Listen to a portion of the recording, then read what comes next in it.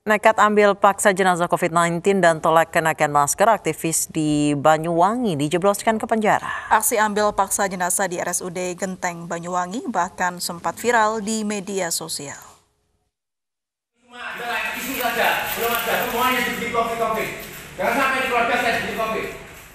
Inilah aksi Yunus Wahyudi, aktivis asal Banyuwangi, Jawa Timur, saat memaksa mengambil jenazah pasien COVID-19 di RSUD Genteng. Ia menolak mengenakan masker dan mendesak petugas untuk menyerahkan jenazah pasien. Tak sekedar menimbulkan kegaduhan, Yunus dan sejumlah rekannya mengambil paksa jenazah pasien COVID-19 untuk dimakamkan dengan tata cara normal. Padahal secara aturan, jenazah tersebut harusnya dimakamkan dengan protokol COVID-19. Aksi Yunus ini pun viral di media sosial.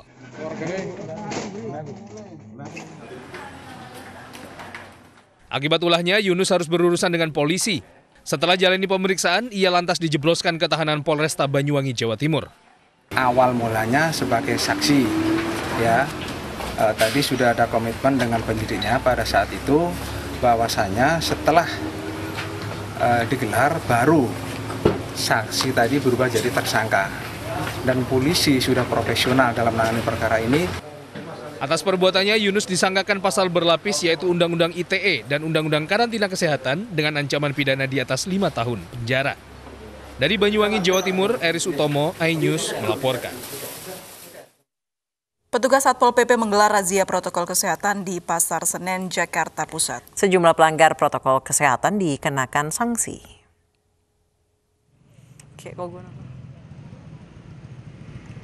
Sejumlah warga yang kedapatan tidak menggunakan masker di kawasan Pasar Senen, Jakarta Pusat diberhentikan oleh petugas Satpol PP. Pelanggar dikenakan sanksi berupa biaya administrasi atau sanksi sosial seperti menyapu jalanan. Enggak, sebenarnya kan kalau keluar tuh biasanya pakai masker, cuman karena buru-buru kali ya, saya jadi nggak sadar kalau oh iya masker. Pertama kali kapok banget karena ini nggak sadar aja sih, Mbak. Meski angka pelanggaran pengguna masker menurun, namun razia tetap dilaksanakan karena sebaran virus COVID-19 di ibu kota masih mengkhawatirkan. Untuk razia masker kita terapkan sama ya, untuk transisi maupun yang perketatan itu kita disamakan untuk kegiatan tim masker ini. Untuk warga masyarakat yang tidak memakai masker walaupun dan maskernya memakainya tidak benar, itu tetap kami tindak. Menurun ya, semakin sedikit, berarti warga itu udah pada sadar ya, semua memakai masker.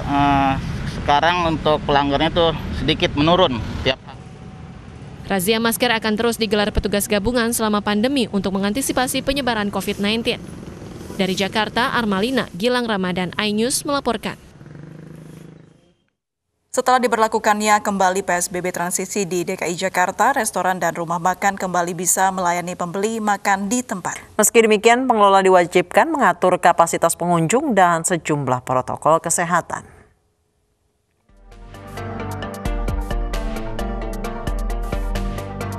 Salah satu tempat makan yang kini sudah melayani pembeli untuk makan di tempat adalah Pujasera Blok S, Kebayoran Baru, Jakarta Selatan.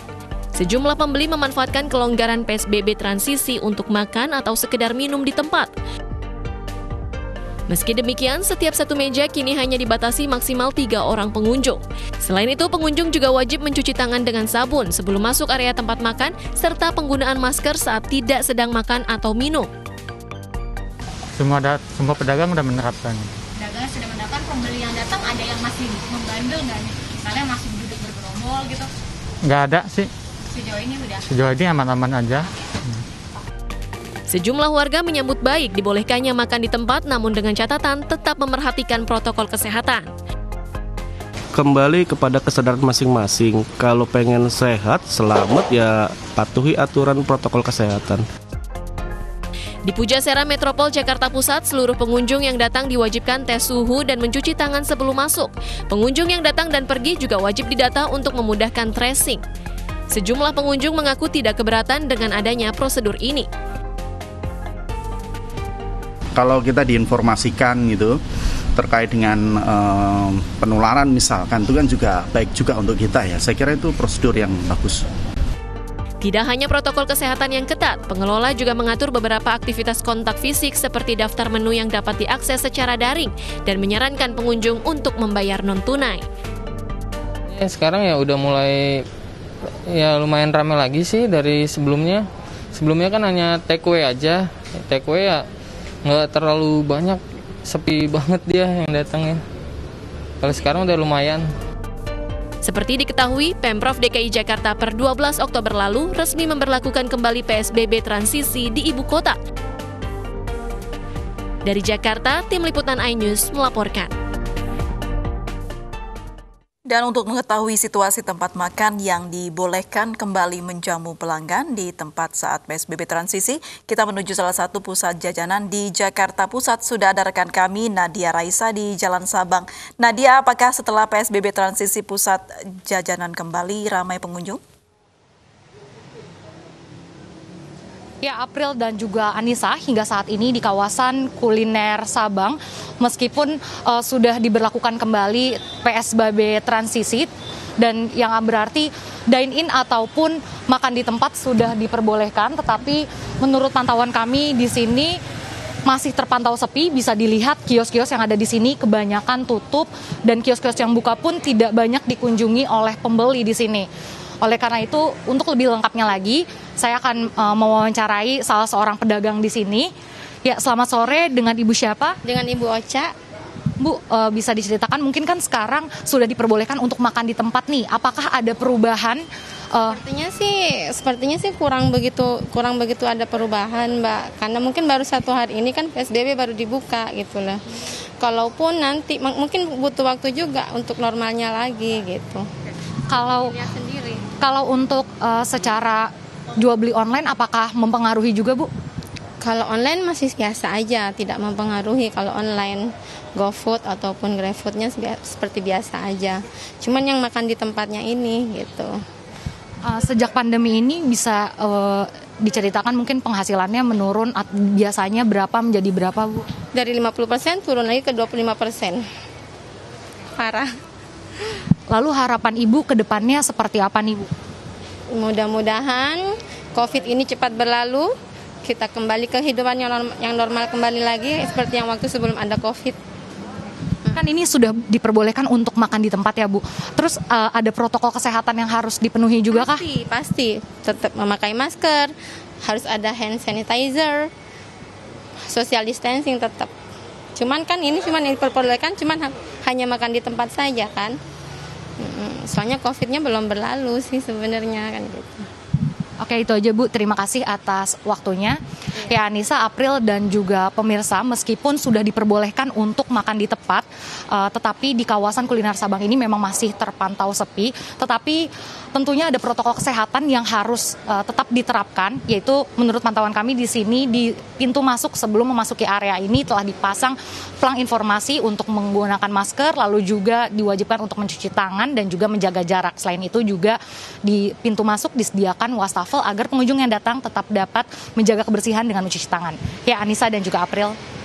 Baik, terima kasih Nadia Raisa atas laporannya dari Jalan Sabang, Jakarta Pusat. Selamat bertugas kembali, Nadia. Pemirsa, menjaga kesehatan mata sejak dini sangat penting dalam menyongsong masa depan anak.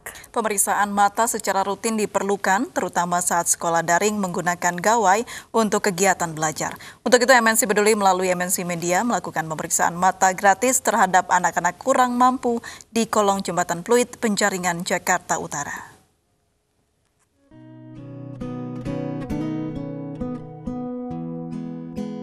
Keterbatasan ekonomi dan sulitnya hidup di ibu kota dirasakan oleh anak-anak yang tinggal di kolong Jembatan Pluit, Penjaringan, Jakarta Utara. Jangankan memeriksa kesehatan seperti mata, untuk hidup sehari-hari mereka harus berjuang membantu orang tua. Bahkan untuk sekolah, mereka hanya belajar di sekolah informal yang didirikan para relawan. Untuk itu, memperingati hari ulang tahun MNC TV, GTV, dan RCTI, MNC Peduli melalui MNC Media bekerja sama dengan Essilor menggelar pemeriksaan mata gratis terhadap anak-anak kurang mampu ini. Kita perlu adanya pemeriksaan untuk anak-anak menjaga kesehatan mata mereka juga selama kondisi pandemi COVID-19 ini. Ya, jadi yang ingin kita sasar yang terutama adalah mereka-mereka yang tidak memiliki akses atau kurang memiliki akses terhadap layanan kesehatan mata. Tidak hanya memeriksa mata, anak-anak yang mengalami masalah penglihatan juga diberikan kacamata gratis. Kami sangat bersyukur sekali kepada MNC Peduli. Kenapa? Karena memberikan kesempatannya untuk memeriksa mata anak-anak di tempat ini. Saya berterima kasih banyak kepada MNC Peduli buat donasi kacamata ini buat anak-anak yang kurang bisa melihat. Selain memeriksa dan memberikan kacamata, anak-anak ini juga diajak untuk menjaga kesehatan mata mereka. Tim Liputan iNews melaporkan. Pemirsa, mari kita dukung para pejuang kemanusiaan dengan peduli melawan penyebaran virus corona. Bantuan bisa disalurkan melalui rekening yang tertera di layar televisi Anda. Ibu sedang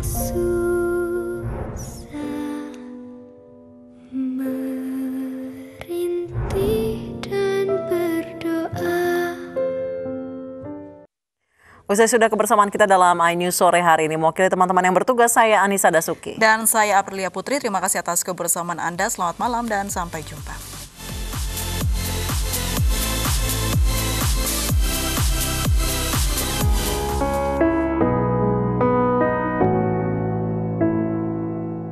Saatnya kita semua tuh renungi ini dan cobalah pastikan mengerti. Lihat kembali ke dalam diri sendiri kesalahan yang kita lakukan. Kita manusia mungkin hanya bisa menyesal karena semua telah terjadi.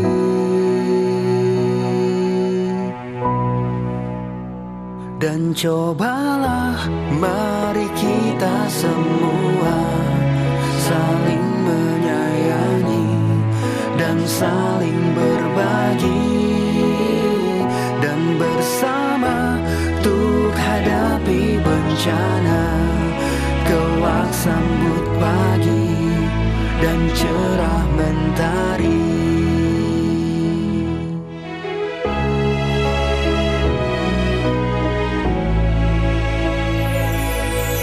Yakinlah semua ini bisa dilewati dengan cinta dan hati nurani.